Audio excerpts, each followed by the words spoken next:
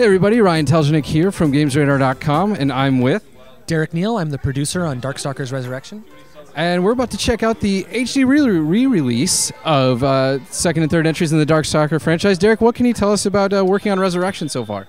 Oh, it's been amazing. These are two classic games that we've brought together back in one package, and I love working on them so much because it brings back a great deal of nostalgia for me. And I hope to show you guys some of the touches we put in here to try to recapture that arcade feeling. Great. What have been your main focuses on trying to get these back out?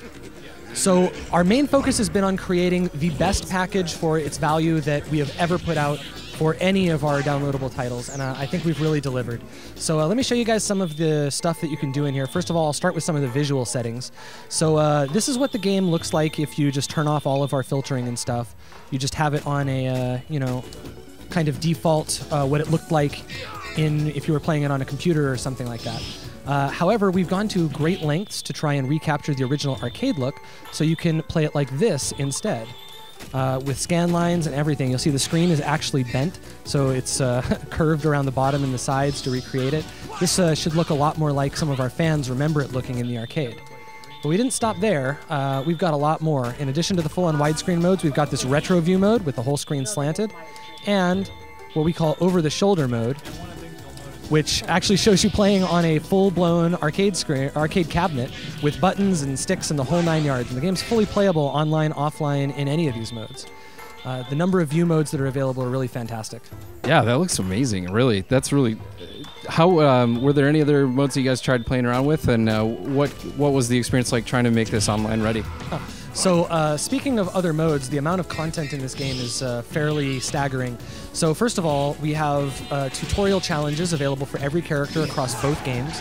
We have in-game dynamic challenges that you can see scrolling up and down on the left-hand side of the screen right now that push you objectives and reward you with points that you can use to get unlockables in our massive vault.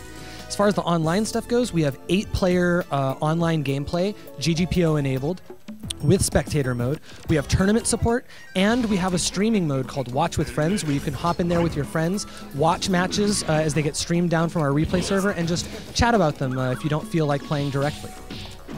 And then real quick, for fighting game fans unfamiliar, perhaps, with Darkstalkers, what separates this series from the rest? So the real thing that separates this from all the other fighting games out there are the amazing character designs, the light tone, and the dynamic gameplay that's really very different from what's shown up in previous Street Fighters.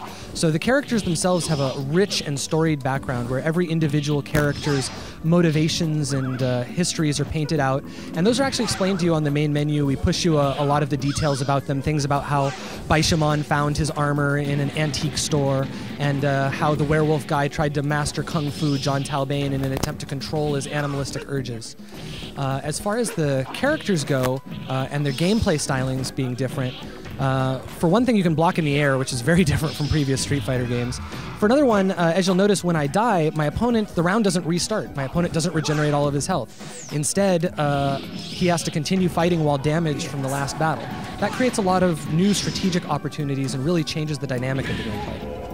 Excellent. Well, thank you so much for the demo, and Darkstalkers Resurrection comes out on March 12th this year?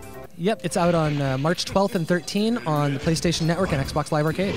All right, Derek, thank you so much for the help, and check back at GamesRadar.com for more information regarding Darkstalkers Resurrection.